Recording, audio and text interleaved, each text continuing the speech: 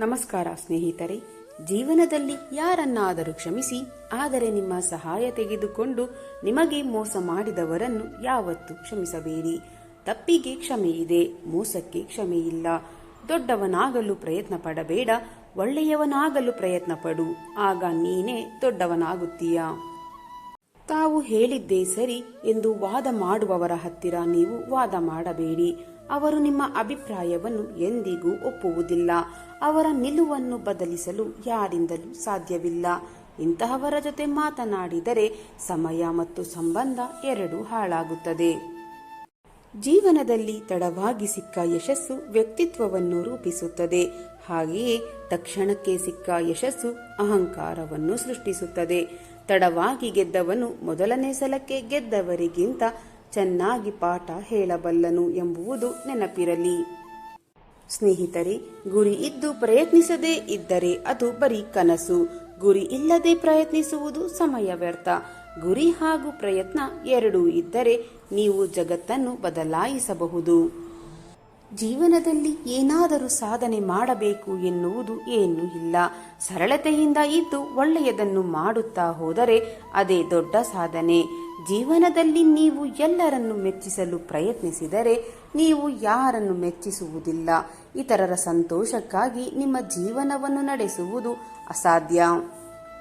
ನೊಣಗಳು ನಮ್ಮ ಸುಂದರವಾದ ಇಡೀ ದೇಹವನ್ನು ಬಿಟ್ಟು ಗಾಯದ ಮೇಲೆಯೇ ಕುಳಿತುಕೊಳ್ಳುವ ಹಾಗೆ ಕೆಲವರು ನಮ್ಮಲ್ಲಿರುವ ಸದ್ಗುಣಗಳನ್ನು ತಳ್ಳಿ ಹಾಕಿ ಲೋಪದೋಷಗಳನ್ನು ಮಾತ್ರ ಹುಡುಕುತ್ತಾರೆ. ಮನುಷ್ಯ ಎಷ್ಟೇ ಕೆಂಪಗಿದ್ದರೂ ಅವನ ನೆರಳು ಕಪ್ಪಗೆಯೇ ಇರುತ್ತದೆ.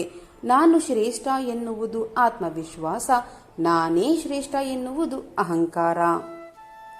ನನಗೂ ಒಂದು ದಿನ ಸಾವಿದೆ ಎಂದು ಅರಿತವನು ಇನ್ನೊಬ್ಬರಿಗೆ ಎಂದಿಗೂ ತೊಂದರೆ ಕೊಡುವುದಿಲ್ಲ. ನೆನಪಿರಲಿ, ನೀನು ಇಂದು ಬೇರೆಯವರ ಕಣ್ಣುಗಳಲ್ಲಿ ತರಿಸಿದ ಕಣ್ಣೀರು ಖಂಡಿತ ನಾಳೆ ನಿನ್ನ ವಿಳಾಸವನ್ನು ಹುಡುಕಿಕೊಂಡು ಬಂದೇ ಬರುತ್ತದೆ. ಯಾವ ವ್ಯಕ್ತಿಗೆ ಇನ್ನೊಬ್ಬರನ್ನು ಬೆಳೆಸುವ ದೊಡ್ಡ ಗುಣವಿರುತ್ತದೆಯೋ ಆ ವ್ಯಕ್ತಿ ತನಗರಿವಿಲ್ಲದಂತೆಯೇ ಬಹು ಎತ್ತರಕ್ಕೆ ಬೆಳೆದು ಬಿಟ್ಟಿರುತ್ತಾರೆ. ದಾರಿ ಕಾಣುತ್ತಿಲ್ಲವೆಂದು ದೇವರನ್ನು ದೂರಬೇಡಿ. ಸ್ವಲ್ಪ ತಾಳ್ಮೆಯಿಂದ ಇರಿ. ದೇವರು ನಿಮಗಾಗಿ ಹೊಸದೊಂದು ದಾರಿಯನ್ನೇ ಸೃಷ್ಟಿಸುತ್ತಿರಬಹುದು. ಜೀವನದಲ್ಲಿ ಕಾಲಿಗೆ ಆದ ಗಾಯ ಹೇಗೆ ನಡೆಯಬೇಕೆಂದು ಕಲಿಸುತ್ತದೆ, ಹಾಗೆಯೇ ಮನಸ್ಸಿಗೆ ಆದ ಗಾಯ ಹೇಗೆ ಬದುಕಬೇಕು ಎಂಬುದನ್ನು ಕಲಿಸುತ್ತದೆ. ವಯಸ್ಸಿನಲ್ಲಿ ಯಾರಾದರೂ ದೊಡ್ಡವರು ಇರಬಹುದು ಅಥವಾ ಚಿಕ್ಕವರಿರಬಹುದು, ಆದರೆ ವಾಸ್ತವದಲ್ಲಿ ಯಾರ ಹೃದಯದಲ್ಲಿ ಕರುಣೆ, ಸ್ನೇಹ, ಪ್ರೀತಿ, ಗೌರವದ ಭಾವವಿರುತ್ತದೆಯೋ ಅವರು ಮಾತ್ರ ದೊಡ್ಡವರಾಗಲು ಸಾಧ್ಯ. ನಮ್ಮ ಬಗ್ಗೆ 1000 ಜನ 1000 ಮಾತನಾಡಿಕೊಳ್ಳಲಿ, ಆದರೆ ನಾವು ನಡೆಯುವ ದಾರಿ ನ್ಯಾಯಯುತವಾಗಿದ್ದರೆ ಯಾರಿಗೂ ಹೆದರುವ ಅವಶ್ಯಕತೆಯೇ ಇಲ್ಲ. ಧರ್ಮದ ದಾರಿಯಲ್ಲಿ ನಡೆಯುವವರಿಗೆ 100 ವಿಘ್ನಗಳಂತೆ, ಆದರೂ ಕೊನೆಗೆ ಸತ್ಯ ಧರ್ಮಗಳೇ ನಮಗೆ ರಕ್ಷಣೆ ನೀಡುತ್ತವೆ. ತಾಳ್ಮೆಗೂ ಒಂದು ಕೊನೆ ಇರುತ್ತದೆ. ಒಬ್ಬ ವ್ಯಕ್ತಿಯ ಮನಸ್ಸನ್ನು ನೋಯಿಸುತ್ತಾ ಇದ್ದರೂ ಆ ವ್ಯಕ್ತಿಯು ನಮ್ಮನ್ನು ಕ್ಷಮಿಸುತ್ತಾ ಇರುತ್ತಾನೆ ಎಂದು ಮತ್ತೆ ಮತ್ತೆ ನೋವು ಕೊಡುತ್ತಾ ಇರುವುದು ಶತಮೂರ್ಖರ ಲಕ್ಷಣ. ಕ್ಷಮಿಸುವ ವ್ಯಕ್ತಿಯು ಶ್ರೇಷ್ಠನಾಗುತ್ತಾನೆ. ಹಿಂಸಿಸುವ ವ್ಯಕ್ತಿಯು ಕ್ಷಣ ಕ್ಷಣವೂ ಪಾಪದ ಕೊಡ ತುಂಬಿಸುತ್ತಾ ಸಾಗುತ್ತಾನೆ. ಕೋಪದಲ್ಲಿ ಎಂದಿಗೂ ಕೆಟ್ಟ ಮಾತುಗಳನ್ನಾಡಬೇಡಿ. ನಿಮ್ಮ ಕೋಪ ಕರಗಿಬಿಡಬಹುದು, ಆದರೆ ಆಡಿದ ಮಾತುಗಳು ಹಾಗೆಯೇ ಉಳಿದು ಬಿಡುತ್ತದೆ. ಸಮಾಧಾನದಿಂದ ಇದ್ದರೆ ಎಲ್ಲವೂ ಎಲ್ಲರೂ ಕಾಲ ಬಂದಾಗಲೇ ಅರ್ಥವಾಗುವುದು. ಕಾಲಾಯ ತಸ್ಮೈ ನಮಃ. ಎಷ್ಟೇ ಚೆನ್ನಾಗಿ ಗಾಡಿ ಎಳೆದರೂ ಕುದುರೆಗೆ ಚಾಟಿ ಏಟು ತಪ್ಪಿದ್ದಲ್ಲ. ಎಷ್ಟೇ ರುಚಿಯಾದ ಹಣ್ಣುಗಳನ್ನು ಕೊಟ್ಟರೂ ಮರಗಳಿಗೆ ಕಲ್ಲಿನ ಏಟು ತಪ್ಪಿದ್ದಲ್ಲ. ಜೀವನದಲ್ಲಿ ಎಷ್ಟೇ ಶ್ರೇಷ್ಠ ವ್ಯಕ್ತಿಯಾಗಿ ಬೆಳೆದರೂ ನಿಮಗೆ ಹಲವರ ನಿಂದನೆಗಳು ತಪ್ಪಿದ್ದಲ್ಲ.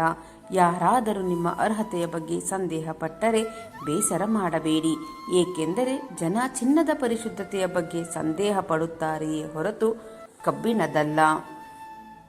ಜೀವನದಲ್ಲಿ ಪ್ರೀತಿ ಮತ್ತು ನಂಬಿಕೆಯನ್ನು ಯಾವತ್ತೂ ಕಳೆದುಕೊಳ್ಳಬೇಡಿ, ಏಕೆಂದರೆ ಪ್ರೀತಿ ಎಲ್ಲರ ಮೇಲೂ ಹುಟ್ಟುವುದಿಲ್ಲ, ನಂಬಿಕೆ ಎಲ್ಲರ ಮೇಲೂ ಇರುವುದಿಲ್ಲ.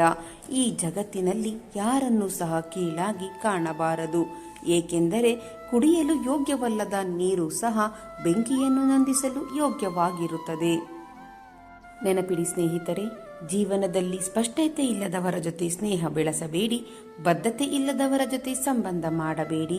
ನಿಷ್ಠೆಯೇ ಇಲ್ಲದವರ ಜೊತೆ ಏನನ್ನು ನಿರೀಕ್ಷಿಸಬೇಡಿ. ಒಬ್ಬರ ಮನ ನೋಯಿಸಲು 1 ನಿಮಿಷ ಸಾಕು, ಆದರೆ ನೊಂದ ಮನಸ್ಸನ್ನು ಸರಿಪಡಿಸಲು ವರುಷಗಳೇ ಬೇಕು. ಸಹಾಯ ಎಂಬುದು ಬಹು ಅಮೂಲ್ಯವಾದ ಉಡುಗೊರೆ. ಆದುದರಿಂದ ಅದನ್ನು ಎಲ್ಲರಿಂದ ಅಪೇಕ್ಷಿಸಬೇಡಿ. ಏಕೆಂದರೆ ಕೆಲವರು ಮಾತ್ರ ಹೃದಯದಿಂದ ಶ್ರೀಮಂತರಾಗಿರುತ್ತಾರೆ.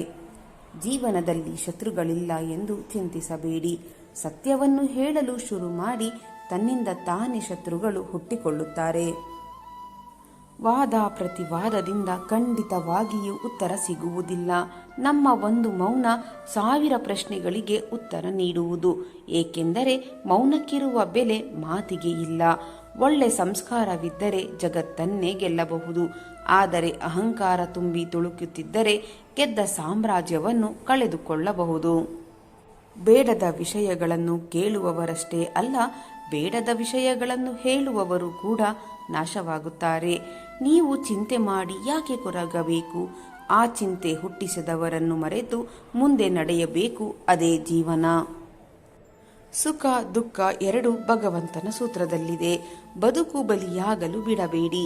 ನಿನ್ನ ಪಾಲಿನದು ಏನಿದ್ದರೂ ಅದನ್ನು ಅನುಭವಿಸಲೇಬೇಕು. ಸುಖವಾದರೂ ಸರಿ, ದುಃಖವಾದರೂ ಸರಿ. ನಿನ್ನ ಶತ್ರುಗಳು ಮೆರೆಯುತ್ತಿದ್ದಾರೆ ಎಂದು ಚಿಂತಿಸಬೇಡ. ಅವರ ಪಾಪದ ಕೊಡ ತುಂಬಿದಾಗ ಬೀದಿಗೆ ಬಿದ್ದೇ ಬೀಳುತ್ತಾರೆ. ನೆನಪಿರಲಿ, ಮೆರೆದವರು ಮಣ್ಣಾಗಲೇಬೇಕು, ಉರಿದವರು ಸುಟ್ಟು ಬೂದಿಯಾಗಲೇಬೇಕು. ನಿನಗಾದ ಅನ್ಯಾಯಕ್ಕೆಲ್ಲ ಬೆಲೆ ಸಿಗಲೇಬೇಕು. ಸಹಾಯವನ್ನು ನಂಬಿ ಅವಮಾನ, ನೋವು ಮತ್ತು ಸೋಲು ಸಹಿಸಿಕೊಂಡವರು ಜೀವನದಲ್ಲಿ ತುಂಬ ಎತ್ತರಕ್ಕೆ ಬೆಳೆಯುತ್ತಾರೆ. ದುಃಖ ಪಡುವುದಕ್ಕಿಂತ ನಿಮ್ಮ ದುಃಖಕ್ಕೆ ಕಾರಣರಾದವರು ಅಳುವಂತೆ ಮಾಡುವವರೆಗೂ ಸತತವಾಗಿ ಹೋರಾಡಿ. ಆಗ ಗೆಲುವು ಖಂಡಿತ. ನಿಮ್ಮದೇ ಜೀವನದಲ್ಲಿ ಸೋತು ಹೋದ ಜೀವ ದೇವರ ಮುಂದೆ ನಿಂತು ಸುರಿಸಿದ ಕಣ್ಣೀರು ಯಾವತ್ತೂ ವ್ಯರ್ಥವಾಗುವುದಿಲ್ಲ. ಅವರ ಕಣ್ಣೀರಿಗೆ ಕಾರಣರಾದವರು ಯಾವತ್ತೂ ಉದ್ಧಾರವೂ ಆಗುವುದಿಲ್ಲ. ಚಿಂತಿಸಬೇಡಿ, ತಾಳ್ಮೆಯಿಂದ ಕಾಯಿರಿ. ಭಗವಂತ ನಿನ್ನ ಎಲ್ಲ ನೋವಿಗೂ ಪರಿಹಾರ ಕೊಟ್ಟೇ ಕೊಡುತ್ತಾನೆ. ದೇವರು ನಿನಗೆ ಕಷ್ಟಗಳನ್ನು ಕೊಡುವುದು ನಿನಗೆ ನೋವು ಕೊಡುವುದಕ್ಕೆ ಅಲ್ಲ. ಎಷ್ಟು ಜನ ನಿನ್ನ ಜೊತೆ ನ್ಯಾಯಯುತವಾಗಿ ಇದ್ದಾರೆ, ಎಷ್ಟು ಜನ ನಟಿಸುತ್ತಿದ್ದಾರೆ ಎಂದು ನಿನಗೆ ತಿಳಿಸಿಕೊಡುವುದಕ್ಕೆ. ಪ್ರಯತ್ನವೇ ಪಡದೆ ದೇವರನ್ನು ದೂರುವ ಬದಲು ಯಾವ ನಿರೀಕ್ಷೆಯೂ ಇಲ್ಲದೆ ದೇವರನ್ನು ನಂಬಿ ನಿನ್ನ ಪ್ರಯತ್ನ ನೀನು ಮಾಡು. ಆ ದೇವರು ನೀನು ಕೇಳದೆ ಎಲ್ಲವನ್ನು ಕೊಡುವನು. ಈ ಜಗತ್ತಿನಲ್ಲಿ ಎಲ್ಲರೂ ನಾಟಕ, ಎಲ್ಲವೂ ನಾಟಕ. ಆದರೆ ನೀನು ಕೆಲವರ ನಾಟಕಗಳಿಗೆ ಬಲಿಯಾಗದೆ ಎಚ್ಚರಿಕೆಯಿಂದ ಇರಬೇಕು. ನೋವಿನಲ್ಲಿದ್ದೇನೆ ಎಂದು ಏಕೆ ಹೇಳುತ್ತೀಯಾ? ನನಗೆ ಬದುಕಿನಲ್ಲಿ ಯಾರೂ ಇಲ್ಲ, ಒಂಟಿಯಾದೆ ಎಂದು ರೋಧಿಸಬೇಡ. ತಾಳ್ಮೆಯಿಂದ ಇರು. ನೊಂದವರ ಪಾಲಿಗೆ ದೇವರು ಯಾವಾಗಲೂ ಇದ್ದೇ ಇರುತ್ತಾನೆ. ಅದನ್ನು ಮರೆಯಬೇಡ. ಖಂಡಿತ ನಿನ್ನನ್ನು ಕಾಪಾಡುತ್ತಾನೆ. ದುಃಖದಲ್ಲಿದ್ದಾಗ ನೆನಪಿಡಬೇಕಾದ 2 ವಿಷಯಗಳು ಎಂದರೆ, 1, ಇಂದು ನನಗೆ ಎಷ್ಟೇ ಕಷ್ಟಗಳಿದ್ದರೂ ನಾಳೆ ಖಂಡಿತ ಸುಖ ಪಡುವ ದಿನ ಬಂದೇ ಬರುತ್ತದೆ ಎಂದು. 2, ನಿನ್ನ ದುಃಖದ ಕಣ್ಣೀರು ಮನುಷ್ಯರಿಗೆ ಅರ್ಥವಾಗದೇ ಇದ್ದರೂ ಭಗವಂತನಿಗೆ ಖಂಡಿತ ಕಾಣುತ್ತದೆ. ಯಾರೋ ಬರುತ್ತಾರೆ, ನಮ್ಮ ಕೈ ಹಿಡಿದು ನಡೆಸುತ್ತಾರೆ ಅಂತೆಲ್ಲ ಕಾಯಬೇಡಿ. ಇದು ಸ್ವಾರ್ಥದ ಪ್ರಪಂಚ. ಯಾರಿಗೆ ಯಾರೂ ಆಗಲ್ಲ. ನೀನು ದುಡಿಯುತ್ತಾ ಇರಬೇಕು, ಚೆನ್ನಾಗಿ ದುಡ್ಡು ಮಾಡಿರಬೇಕು. 2 ಇಲ್ಲ ಎಂದರೆ ಕೀಳಾಗಿ ಕಾಣುತ್ತಾರೆ. ನೆನಪಿಡಿ ಸ್ನೇಹಿತರೆ, ನಮ್ಮವರೇ ನಮಗೆ ಆಗುವುದಿಲ್ಲ. ಎಲ್ಲರೂ ನಾಟಕ. ನಿನ್ನ ಮುಂದೆ ಒಂದು ತರಹ, ಹಿಂದೆಯೇ ಒಂದು ತರಹ. ಮೋಸಕ್ಕೆ ಸಾವಿಲ್ಲ. ಏಕೆಂದರೆ ನಿನ್ನಿಂದ ಒಬ್ಬರಿಗೆ ಮೋಸವಾದರೆ ಇನ್ನೊಬ್ಬರಿಂದ ನಿನಗೂ ಮೋಸವಾಗುವುದು ಖಚಿತ. ಮೋಸ ಅನ್ನುವುದು ಆ ದೇವರಿಗೆ ಬಿಟ್ಟಿಲ್ಲ. ಇನ್ನು ಈ ನರ ಮಾನವನಿಗೆ ಬಿಡುತ್ತದೆಯೇ? ಸಾಧ್ಯವೇ ಇಲ್ಲ. ಜೀವನದಲ್ಲಿ ಮೋಸ ಹೋದೆ ಎಂದು ಅಳಬೇಡ. ನಿನ್ನ ತಾಳ್ಮೆಗೆ ಉತ್ತರ ಸಿಗುತ್ತದೆ. ಪದೇ ಪದೇ ಕೆಟ್ಟದ್ದೇ ಆಗುತ್ತಿದೆ, ಶತ್ರುಗಳು ತುಳಿದು ಬೆಳೆಯುತ್ತಿದ್ದಾರೆ ಎಂದು ಅಳಬೇಡ. ತುಳಿದವರನ್ನು ತುಳಿಯುವುದಕ್ಕೆ ಸಮಯಕ್ಕೆ ಗೊತ್ತಿಲ್ಲವೇ? ಚಿಂತಿಸದಿರು, ನಂಬಿಕೆ ಇಡು. ಭಗವಂತನಲ್ಲಿ ನಂಬಿಕೆ ಇಟ್ಟರೆ ಖಂಡಿತ ನಿನಗೆ ಒಳ್ಳೆಯ ದಿನ ಮುಂದೆ ಬಂದೇ ಬರುತ್ತದೆ. ನೀನು ಅನುಭವಿಸುವ ಪ್ರತಿ ನೋವು ನಿನಗೆ ಕಣ್ಣೀರಿನ ಪಾಠ ಹೇಳಿಕೊಡುತ್ತದೆ. ಎಚ್ಚರಿಕೆಯಿಂದ ಕಲಿತುಕೊಳ್ಳಬೇಕು. ಕಣ್ಣೀರು ಮಾತ್ರ ನಿನ್ನನ್ನು ಬದಲಾಯಿಸುವ ಶಕ್ತಿಯನ್ನು ಹೊಂದಿದೆ. ನೀನು ಎಷ್ಟು ನೋವು ಸಹಿಸಿಕೊಳ್ಳುತ್ತೀಯೋ ಅಷ್ಟು ಬೇಗ ಜೀವನದಲ್ಲಿ ಗೆಲ್ಲುತ್ತೀಯ. ಚಿಂತಿಸಬೇಡ, ನಿನ್ನ ನೋವಿಗೂ ಬೆಲೆ ಖಂಡಿತ ಸಿಕ್ಕೇ ಸಿಗುತ್ತದೆ.